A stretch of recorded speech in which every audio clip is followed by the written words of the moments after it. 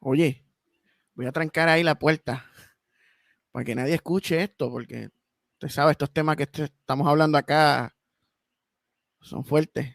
Esto es ya off the records. Sí, sí, sí. Dale, dale a eso, dale para adelante. Graba y vamos para allá. Eh, Oye, estaba leyendo ahorita Génesis capítulo 3, que habla de la desobediencia del hombre, que habla de la serpiente, de la expulsión del Edén. Ese tema está bien interesante porque hay unos elementos ahí que ponen a pensar mucho. Sí, Génesis 3 es uno de esos capítulos medulares del Evangelio completo. O sea, allí radica la caída del hombre. Allí radica también, pues, lo que se conoce como el protoevangelio, o sea, la promesa de redención, la Génesis, caída y la promesa de redención, las dos cosas allí en el mismo capítulo. en el 3.15, Génesis 3.15, se hace la promesa del Mesías. Sí, sí. Ahora, de la manera en que se da la caída, es bien interesante. O sea, es bien interesante porque ahí vemos este personaje, desde que arranca el primer versículo, arranca con la serpiente. Sí, ese es el antagonista de la historia, esa misteriosa figura de la serpiente. Bueno, el Génesis 2 termina con el asunto de la creación y todo lo que había pasado hasta el momento de la creación y las cosas que habían sido creadas, y entonces arranca el primer versículo del capítulo 3 con un pero la Mm. serpiente era astuta. O sea, Sí que, a este punto ya se le habían dado unas directrices a Adán, se le había dado unas indicaciones y estaba prácticamente como la cabeza, lo que conocemos como la cabeza federal de la creación. y aparece este personaje, la serpiente astuta, más que todos los animales del campo que Jehová Dios había hecho. Y le Sí, habla a la mujer. pero más adelante vemos que en realidad, aunque allí se hace una referencia a los animales del campo, a ese momento no podemos hablar todavía de una serpiente a modo que nosotros las conocemos en el reino animal. Okay. O Sí, sea, es distinta. sí, porque hay muchas teorías en cuanto a esto. E inclusive, tú sabes, yo siempre he sido crítico de estas imágenes, Cristian, que tú sabes que muchas veces presentan un árbol, una serpiente, tal y como nosotros las conocemos, una serpiente o una culebra, un reptil, ¿no? Como los que vemos en el jardín o como los que vemos en el patio, eh, hablándole a la mujer o allí en compañía de Adán y de Eva, en unas representaciones, en unas imágenes. Pero no cuadra ese tipo de imágenes con lo que se lee en el texto bíblico, ¿sí me entiendes? Que es algo distinto. Las características de esas serpientes son distintas a lo que conocemos hoy. Sí, sí, o sea, se habla de un personaje totalmente consciente, inteligente. Hay personas que dicen, no, porque antes los animales podían comunicarse con el hombre, con Adán y Eva, y tenían plena comunicación, pero los animales estaban bajo el dominio de Adán. Sin embargo, este personaje que vemos aquí comienza a interrogar a Adán con relación a las directrices que Dios le había dado. Y ¿Sí? poner en duda la palabra de Dios. Sí, le sacó la información porque le dice, con que Dios os ha dicho, no comáis de todo árbol del huerto.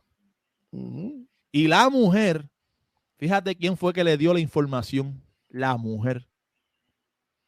Sí. La mujer respondió a la serpiente, diciéndole, del fruto de los árboles del huerto podemos comer.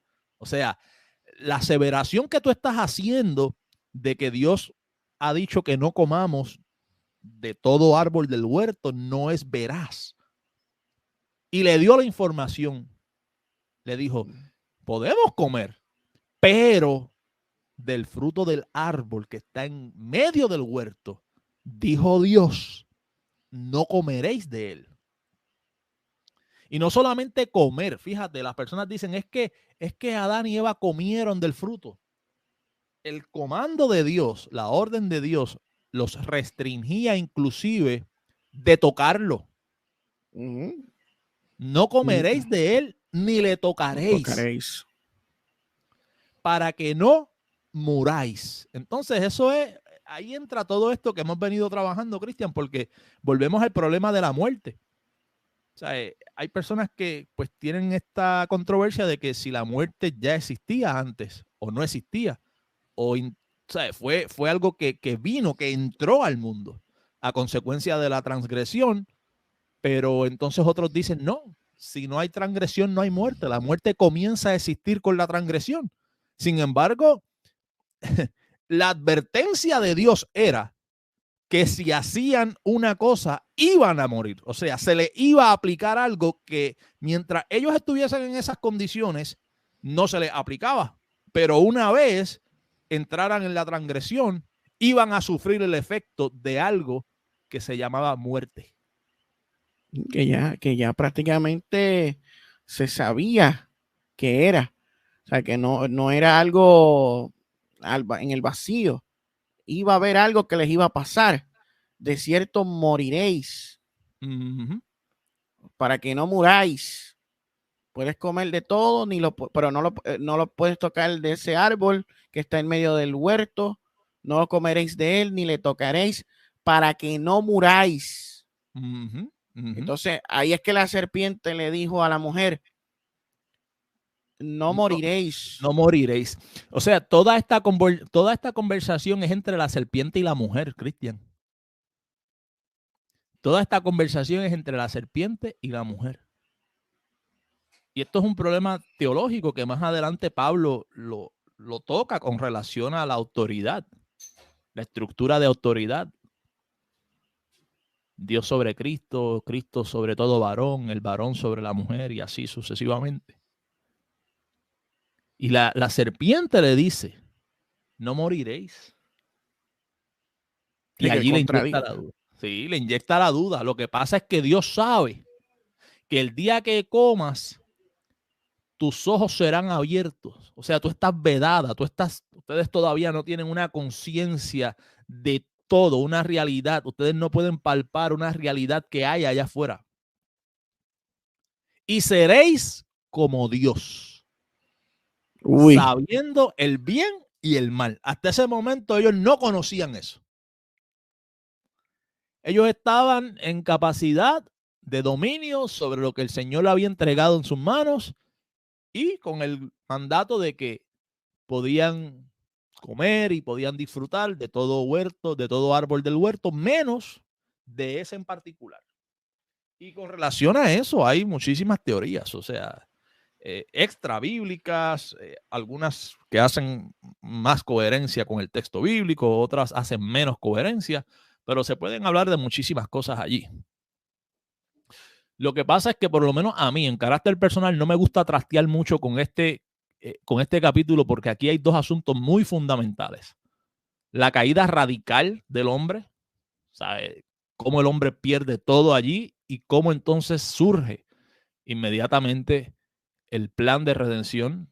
Surge en el texto bíblico, lo conocemos en el texto bíblico, porque más adelante en la Biblia conocemos y se nos es revelado entonces que esto no es algo que surge, sino que ya Dios lo tenía preparado también. Había un plan para todo esto. Un plan con anterioridad de salvación, de redención. Pero es interesante lo que se ve ahí.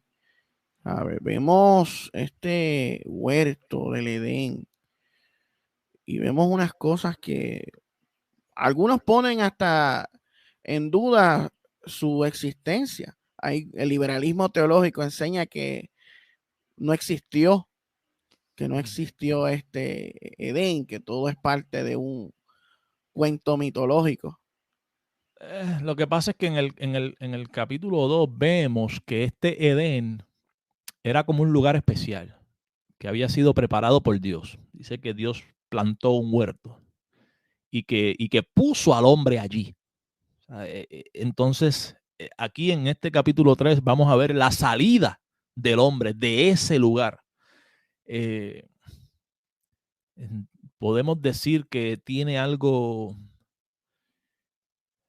místico, Cristian, o sea, es como una realidad totalmente diferente. De hecho, se enseña en algunos aspectos de la escatología que posiblemente en un reino milenial, terrenal, o en un sistema de un cielo nuevo y tierra nueva, las condiciones deben de ser entonces similares o superiores a las condiciones edémicas. Como un retorno al Edén. Exacto. Entonces, por eso yo creo que es un poco difícil de procesarlo como un lugar. Hay unas descripciones allí en el texto bíblico que tratan de ubicarlo geográficamente entre unos ríos, en una región específica, pero aún así, de la manera que se describe, es como si se tratase de otorgarle una ubicación geográfica, pero su naturaleza no es lo que conocemos como dentro de nuestro sistema físico material. Es un sistema diferente lo que se vivía en el Edén, o de la manera que se describe el Edén. Y era otras características, otra realidad distinta a la que conocemos hoy. Y por eso es tan difícil ubicar geográficamente dónde estaba. O sea que aquí podríamos hablar de que Adán y Eva estuvieron en un lugar que formaba parte de la creación, pero al desobedecer a Dios, fueron expulsados de ese lugar, y el planeta Tierra también pudo haber sufrido algún, Sí, la sufrió. un daño, o sea, Un el mundo trastorno. cayó, Un un trastorno. trastorno. Sí. Sí que lo sufrió. Que la creación cae junto con el hombre. Sí que lo sufrió. O sea, bíblicamente se puede probar. Eso es lo que enseña el mismo Pablo. Dice que la creación está sujeta, ha venido a quedar sujeta a vanidad, esperando, aguardando la manifestación de los hijos de Dios, ¿no? Y luego en la sentencia de lo que se le habla a Adán es de lo que va a suceder con la tierra. Podríamos hablar, Cristian, como de una dimensión, de un sistema dimensional en el que, porque allí la serpiente le dice: serán abiertos vuestros ojos. Evidentemente no podía tratarse de sus ojos físicos, porque Adán y Eva no estaban ciegos. Eran ojos espirituales. O sea, había algo que estaba vedado. ¿Ves? Que al desobedecer a Dios, ellos rápido supieron que estaban desnudos y rápido fueron a cubrirse. Sí, dice que la mujer vio que el árbol era bueno para comer y que era agradable a los ojos, codiciable, para alcanzar sabiduría, conocimiento. Y tomó de su fruto y comió, y dio también a su marido, el cual comió así como ella. Entonces, ahí está inmediatamente el efecto. Entonces fueron abiertos los ojos de ambos. Entonces algo pasó. ¿Ves? Entonces la serpiente les dijo una media verdad. Esto nos da una enseñanza interesante en el aspecto teológico, ¿sabes? Había una media verdad allí. Lo que el hombre desconocía era cómo operaba eso que ellos no entendían y era totalmente desconocido para ellos: la muerte. Las consecuencias de sus actos las desconocían. Y conocieron, en ese momento conocieron que estaban desnudos. Algo pasó, algo cambió.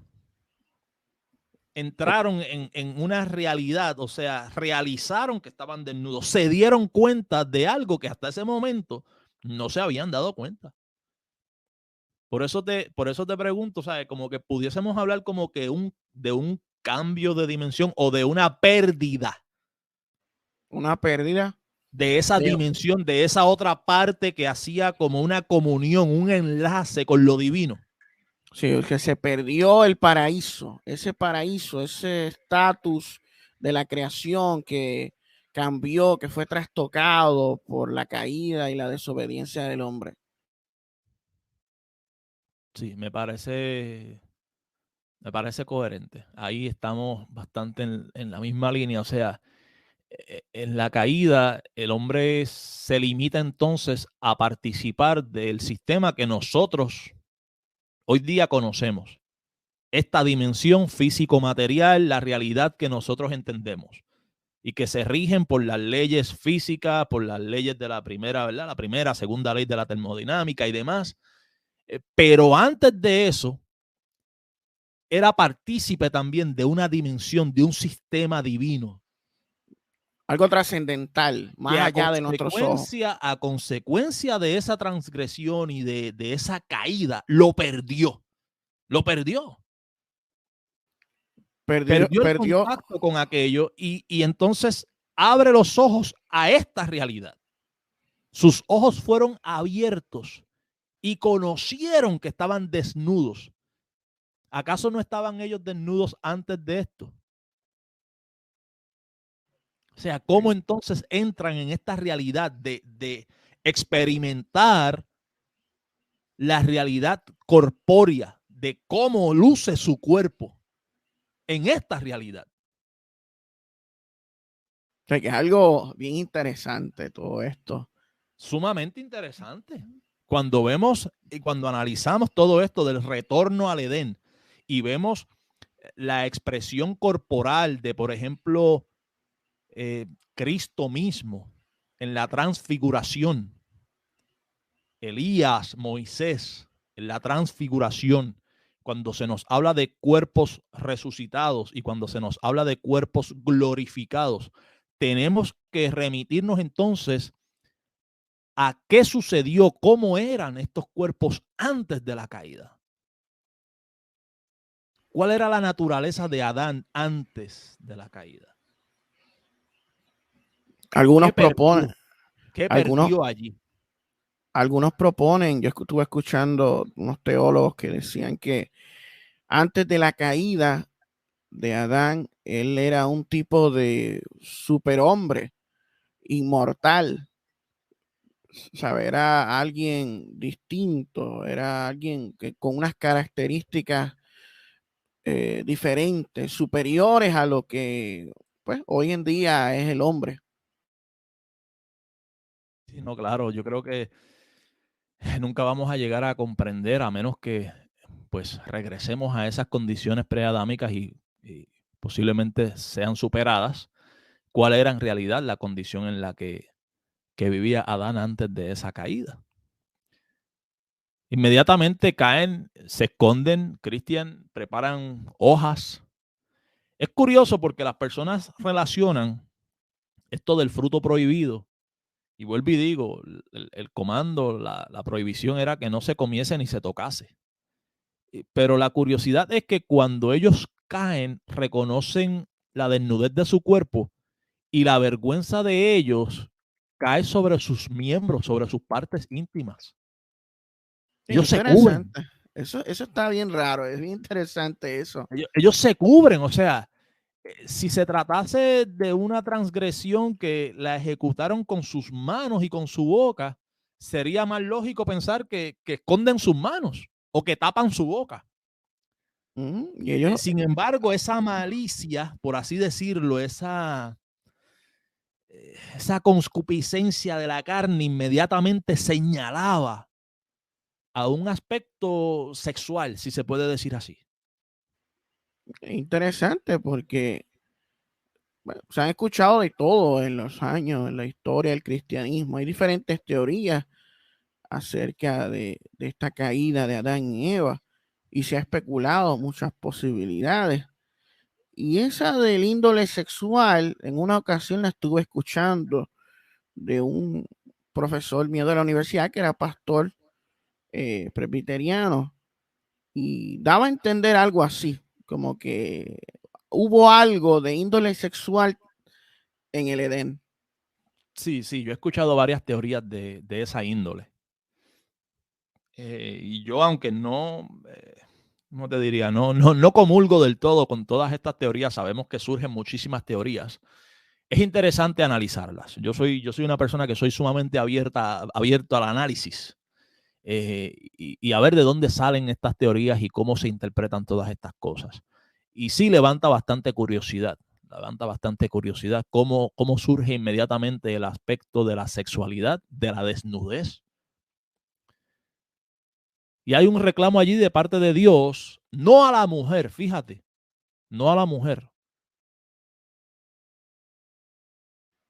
Dios le reclama al hombre. El versículo 9 dice, mas Jehová Dios llamó al hombre y le dijo, ¿dónde estás tú?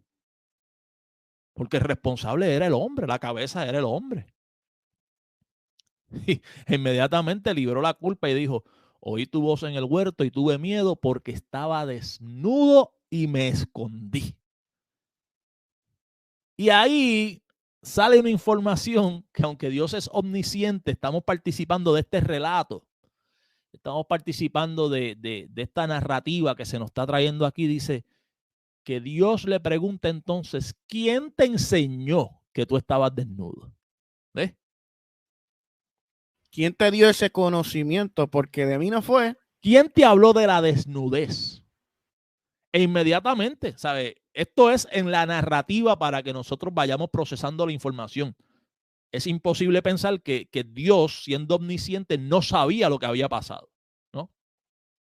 Y mucho menos si hablamos entonces de la predestinación y el preconocimiento de Dios. O sea, pero en la narrativa nos va llevando de esta manera y le pregunta a Dios, ¿has comido del árbol que yo te mandé no comieses? O sea, sabía que ese conocimiento, ese factor de que ahora el hombre conocía unas cosas, tenían que ser el producto de ¿qué?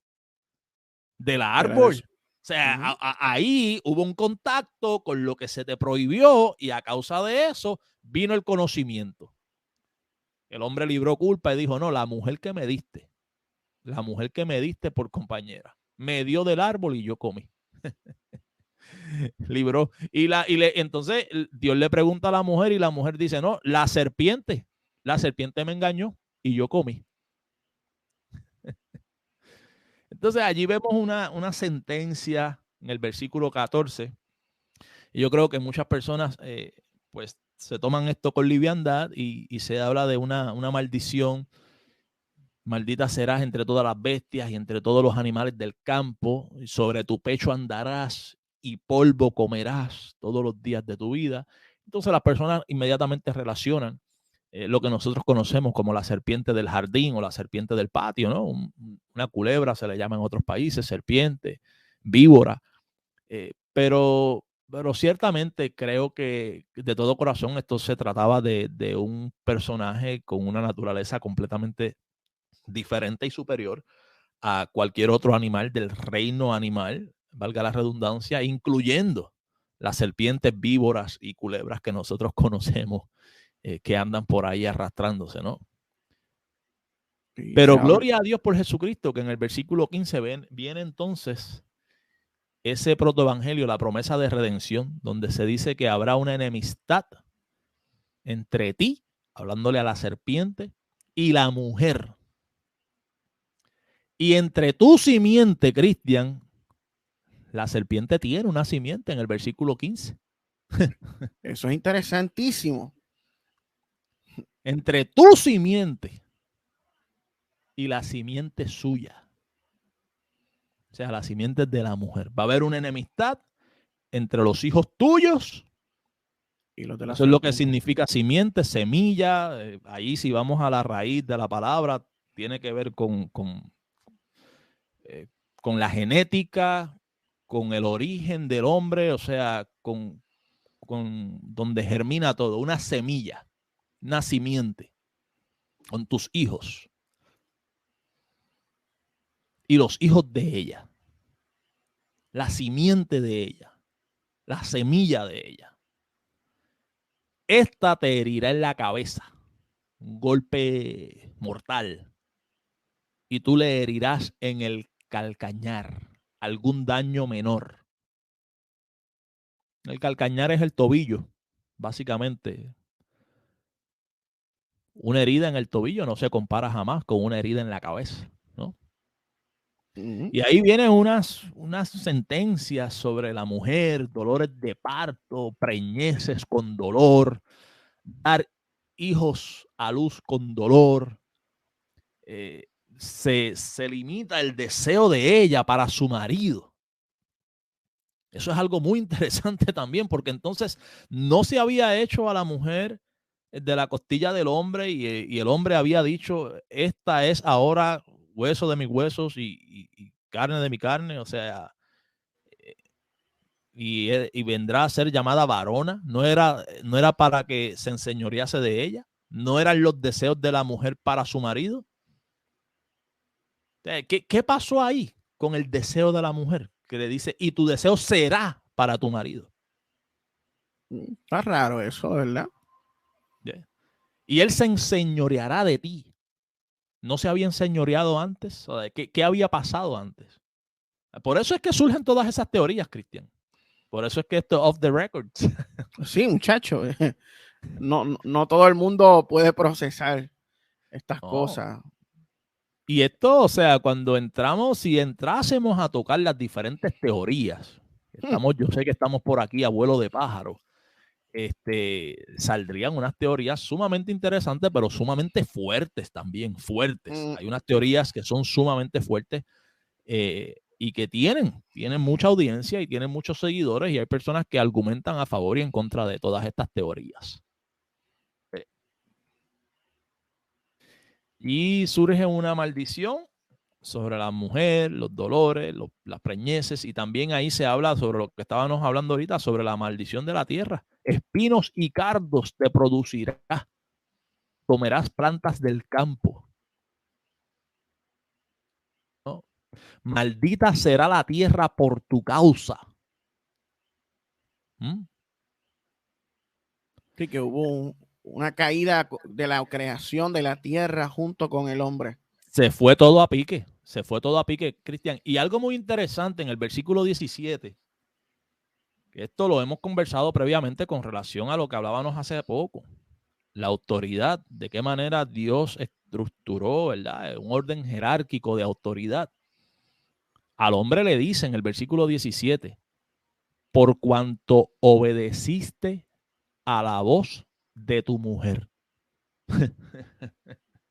mira el regaño que le da. Tú no estabas supuesto a obedecerla a ella. Tú hiciste un relevo de autoridad. Tú estabas supuesto a obedecerme a mí y ella obedecerte a ti. Ese es el orden establecido. Yo la saqué a ella de ti.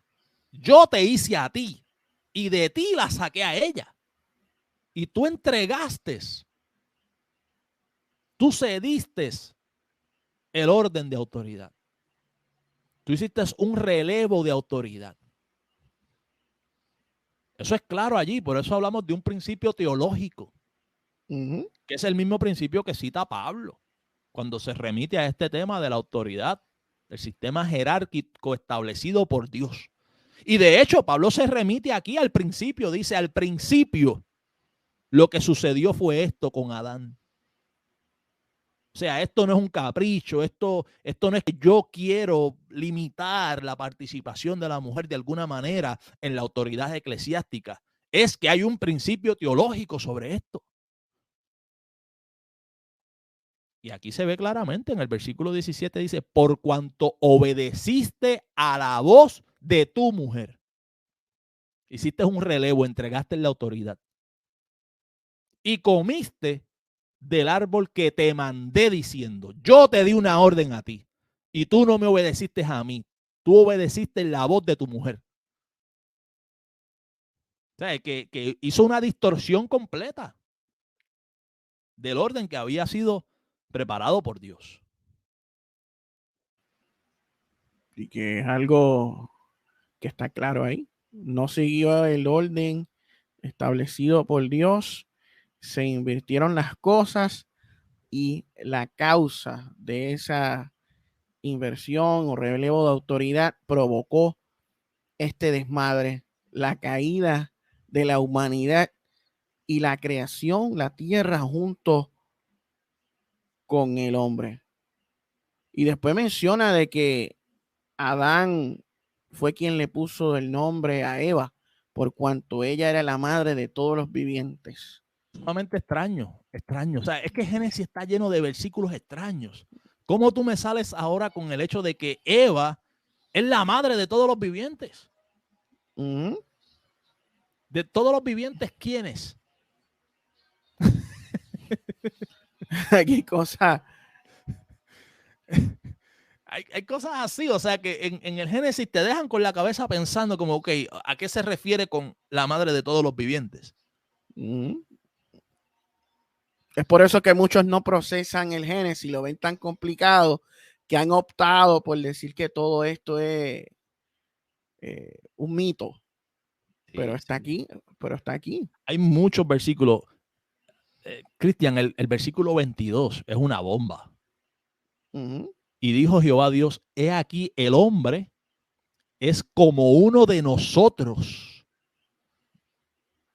O sea, volvemos al mismo asunto de que Dios habla en plural. En el capítulo 1 lo vimos, cuando Dios habla diciendo, hagamos al hombre a nuestra imagen y semejanza. Hagamos en plural. En plural. Y pues allí hablábamos de que hay prácticamente dos teorías, de que Dios estaba hablando en plural, hablando sobre, pues, desde el punto de vista de la Trinidad expresando allí en sentido plural, hagamos. Una conversación intratrinitaria entre el Padre, el Hijo y el Espíritu Santo. Una conversación intratrinitaria. Pero este versículo 22 es un poquito, a mí me parece un poquito más complicado. Porque dice, he aquí el hombre es como uno de nosotros. Ya entonces sería como individualizar cada persona de la Trinidad. Cuando dice como uno de nosotros. Sabiendo el bien y el mal. O sea que estriba no en el que sea en carácter divino como Dios o como cada una de las personas de la Trinidad. El versículo es bien específico diciendo, vino, el hombre ha venido a ser como uno de nosotros en el sentido que ahora conoce el bien y el mal. El conocimiento. Entonces, la otra teoría es de que en realidad, tanto en el hagamos, el capítulo 1, como en el como uno de nosotros, el capítulo 3, esté hablando Dios a un consejo, un concilio divino. Seres divinos, seres angelicales que están participando, probablemente observando, espectadores de todo lo que está sucediendo. Y esa sería la explicación. Hay dos teorías entonces sobre la mesa. La gente está más familiarizada con la primera, sí, y desconocen la segunda. La segunda traería mucho problema, Cristian. Ese gallo es muy peligroso, ese gallo tiene las espuelas muy largas.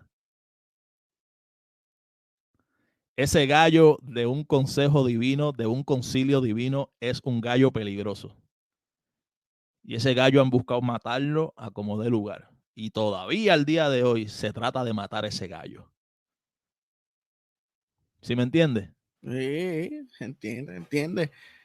Y ahí habla también de que no alargue su mano y tome del árbol de la vida y coma y viva para siempre. Sí, que ahí automáticamente da a entender que había un mecanismo en el que el hombre en condición caída hubiese podido perpetuar eternamente su condición. Entonces hubiésemos tenido un hombre caído e inmortal, irredimible, un hombre caído irredimible, viviendo eternamente en esa condición. Un problema grandísimo. Un problema enorme. Un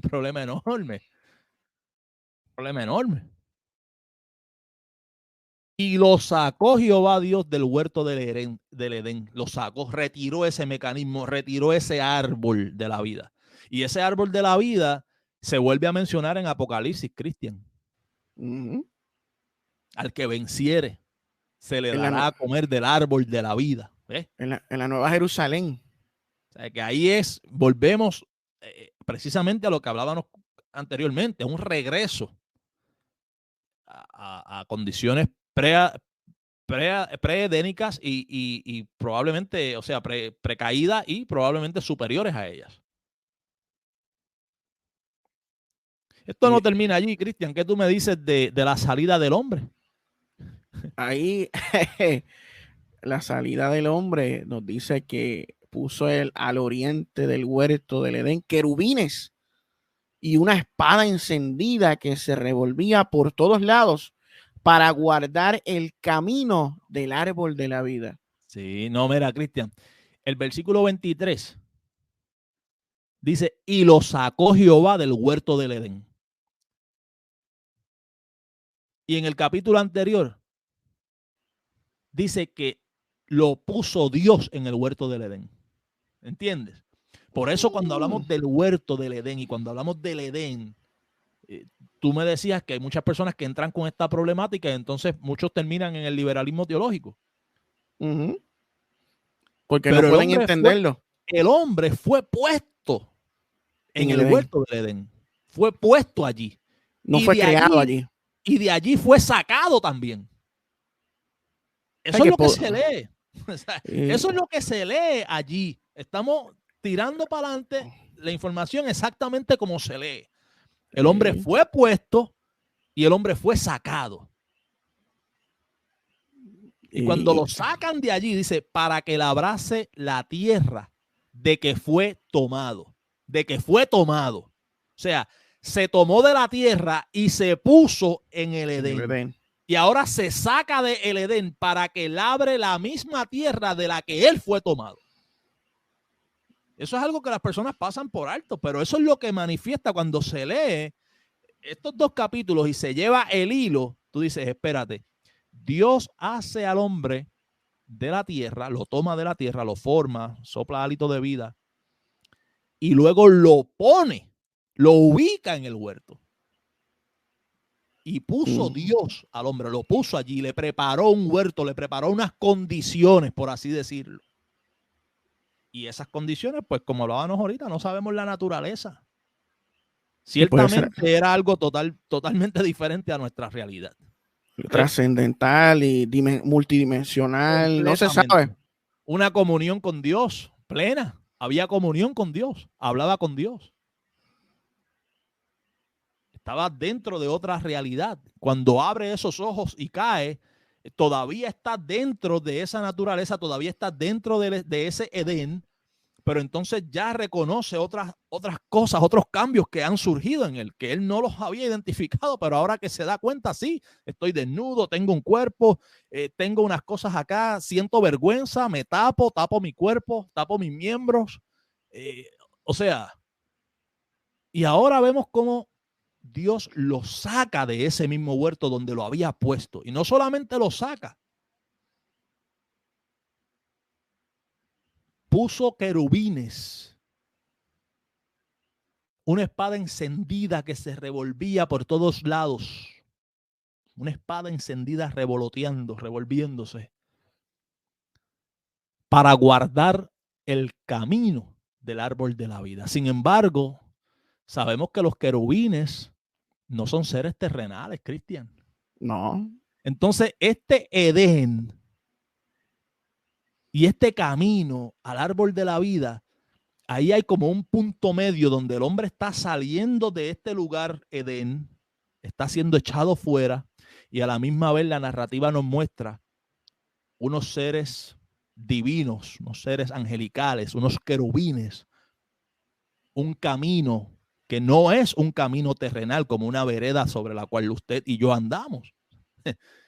Ahí hay como una una manifestación de una transición donde el hombre va saliendo como este polluelo que va saliendo de un cascarón a una nueva realidad, y ese cascarón y esa realidad se va disolviendo en sus ojos.